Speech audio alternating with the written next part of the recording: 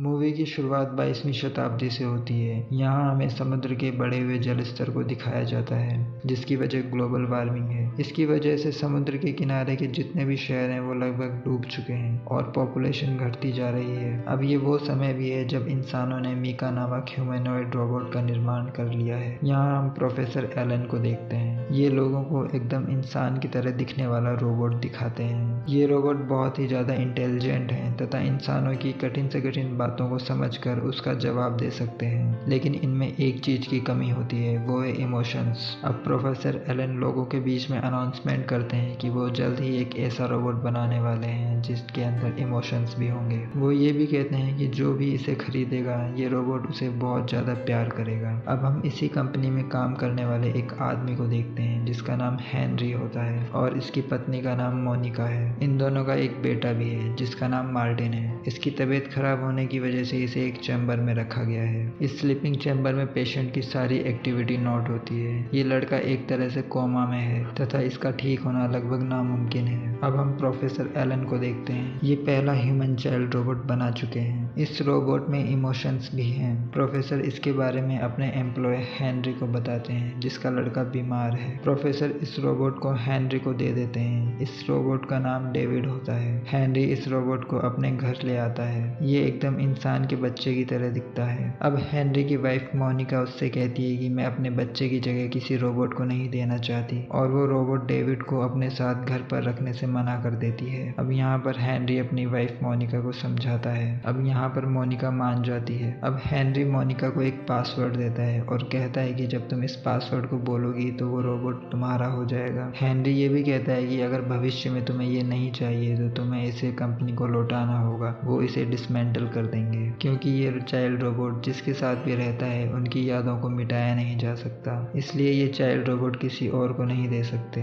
जैसे तैसे मानकर मोनिका उसे अपने पास रख लेती है, लेकिन वो पासवर्ड नहीं बोलती जिससे वो हमेशा के लिए उसका हो जाएगा। अब जैसे जैसे समय बीतता है मोनिका उस चाइल्ड रोबोट को पसंद करने लगती है। इसका चाइल्ड रोबोट डेविड से लगाव बढ़ने लगता है तथा वो उसे अपने बच्चे की तरह देखने लगती है। अब एक दिन ऐसा आता है जब वो पासवर्ड बोल देती है और डेविड हमेशा के लिए उसका हो जाता है।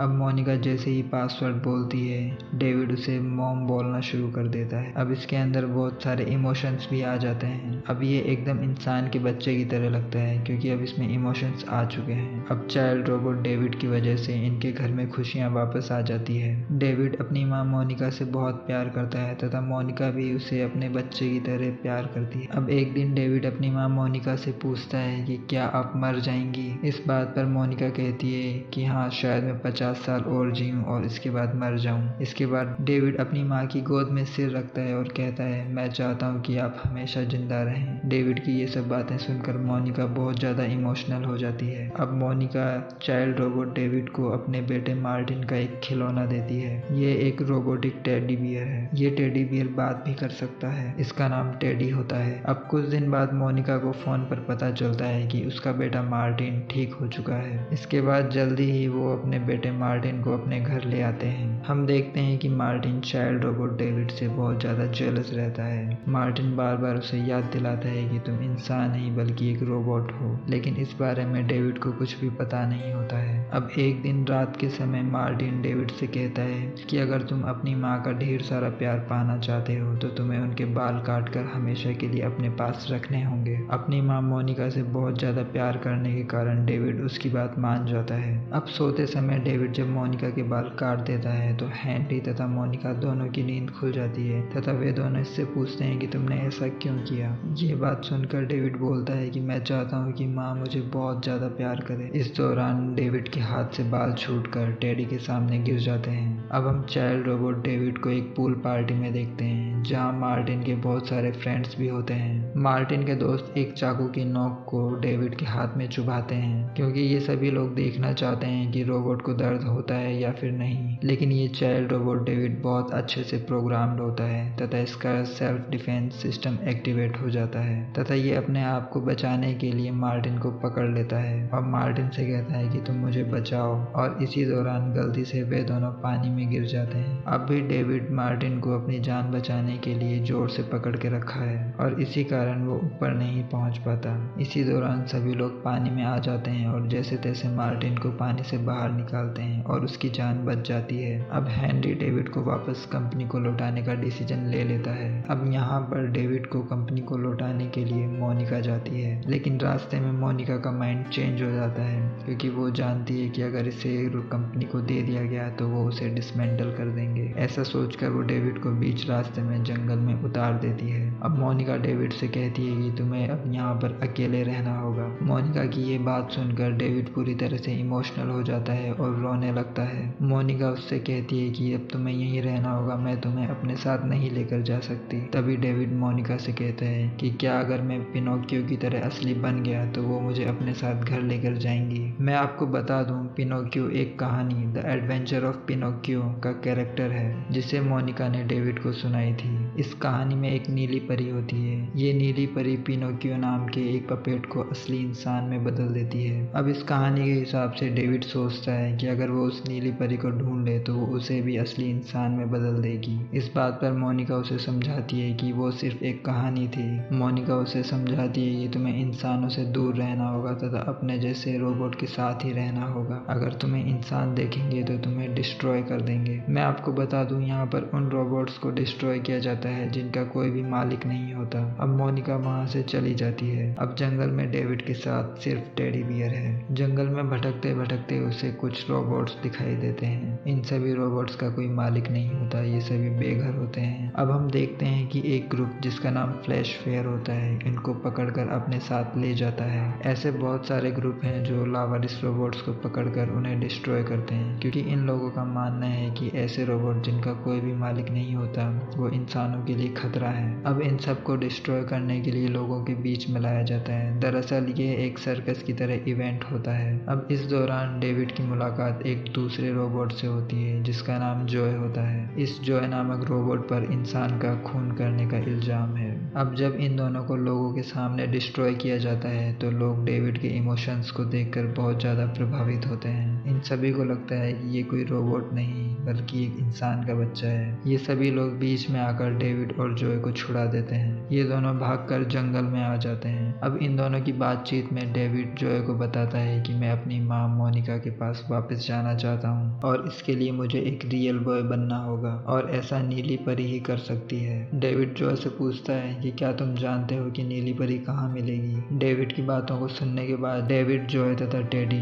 ये तीनों रॉक सिटी के रिजॉर्ट टाउन में पहुंच जाते हैं। यहाँ पर ये तीनों डॉक्टर नौ से मिलते हैं। ये एक होलोग्राफिक आंसर इंजन है तथा ये हमें किसी भी सवाल का जवाब दे सकती है। अब यहाँ पर डेविड रोबोट से इंसान बनने के बारे में पूछता है। तभी स्क्रीन पर आंसर आता है और उसमें प्रोफेसर एलन हॉबी के बारे में लिखा होता है और ये जानते हैं कि कैसे एक रोबोट को इंसान में बदल सकते हैं। प्रोफेसर एलन वही हैं जिन्होंने डेविड को बनाया है। जो डेविड को बताता है कि प्रोफेसर एलन मैनहट्टन में रॉकफेलर सेंटर में मिलेंगे। ये जगह ग्लोबल वार्मिंग की वजह से पानी में लगभग डूब चुकी है, जैसा कि हमने फिल्म की शुरुआत में देखा था। अब ये तीनों एक हेलीकॉप्टर चुराकर उस जगह पहुंच जाते हैं जहां प्रोफेसर एलन मिलेंगे। जो डेविड को प्रोफेसर एलन की बिल्डिंग में पहुंचाकर वहां से निकल जाता है। इस बिल्डिंग में घूमने के दौरान डेविड को उसके जैसा एक दूसरा रोबोट दिखता है। उसे देखकर डेविड गुस्से में उसे बुरी तरह मारने लगता है। इसी दौरान प्रोफेसर एलन वहां आ जाते हैं। प्रोफेसर एलन डेविड के निर्माता हैं। इन्होंने ही डेविड को बनाया है। डेविड उनसे नीली परी के बारे में पूछता है। वो कहता है कि मैं असली का इंसान बनना चाहता हूँ। प्रोफेसर एलन कहते हैं कि तुम एक इंसान ही हो क्योंकि तुम में वो सभी चीजें हैं जो एक इंसान में होती है, मतलब इमोशंस। प्रोफेसर एलन डेविड को बताते हैं कि तुम नीली परी से मिलने की अपनी इच्छा को पूरा करने के लिए ही यहाँ आए हो और आज से पहले किसी रोबोट ने ऐसा नहीं किया। और यहाँ पर प्रोफेसर एलन भी डेविड से कहते हैं कि नीली परी सिर्फ कहानियों में होती है, ये असल जिंदगी में नहीं होती है, ये सिर्फ एक कल्पना है। प्रोफेसर एलन डेविड से कहते हैं कि मेरी टीम तुमसे मिलना चाहती है। अब प्रोफेसर एलन उसे कमरे में अकेला छोड़कर अपनी टीम को बुलाने चले जाते हैं। डेविड यहाँ पर देखता है कि उसी की तरह बहुत सारे रोबोट्स भी बन चुके हैं। वो यहाँ पर फीमेल रोबोट्स को भी देखता है जिनका नाम डार्लिन है। अब डेविड देखता है कि जल्द ही पूरी दुनिया में उसकी तरह और भी रोबोट होंगे और ये सब बातें सोचकर डेविड का दिल पूरी तरह से टूट जाता है क्योंकि अब उसकी इंडिविजुअलिटी खत्म होने वाली है। क्योंकि ये सोचता था कि वो सबसे अलग है, लेकिन इसकी तरह अब और भी रोबोट्स आने वाले हैं और इसे ये भी लगता है कि अब वो इंसान नहीं बन सकता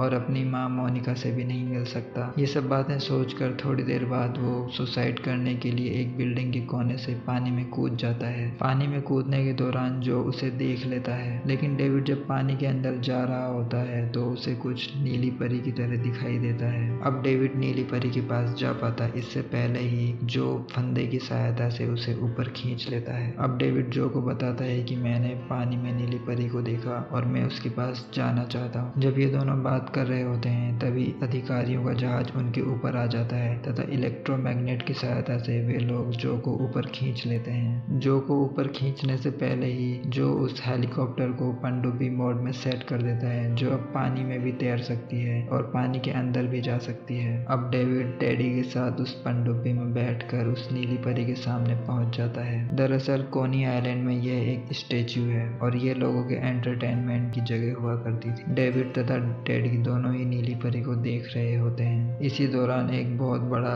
झूला इनके ऊपर गिर जाता है जिसमें बैठकर पूरे शहर को देखा जा सकता था। इनकी सबमरीन उसमें फंस जाती है, लेकिन अब भी वे दोनों इस नीली परी को ही देख रहे होते हैं। अब जब तक डेविड में जान होती है वो नीली परी से बार बार एक ही बात बोलता है कि तुम मुझे इंसान में बदल दो, असली इंसान में बदल दो। अब हमें 2000 साल के बाद का समय दिखाया जाता है और ये धरती पर आइस एज है। अब धरती पर कोई भी इंसान नहीं बचा है। अब यहाँ पर डेविड से भी ज्यादा एडवांस्ड रोबोट हैं। अब ये सभी एडवांस्ड रोबोट उस जगह पहुंच जाते हैं जहाँ पर डेविड 2000 सालों से फंसा हुआ है। ये रोबोट जैसे ही डेविड को हाथ लगाते हैं उसे पावर मिल जाती है और उसमें जान आ जाती है। सबमरीन में से निकलने के बाद डेविड उस नीली परी के पास जाता है और जैसे ही वो उसे छूता है वो पूरी तरह से छोटे छोटे टुकड़ों में बिखर जाती है। अब इन एडवांस रोबोट ने कभी भी इंसान को नहीं देखा था और ये सभी डेविड को देखकर बहुत ही ज्यादा एक्साइटेड होते हैं क्योंकि ये सभी इंसानों के बारे में जानना चाहते हैं। अब ये सभी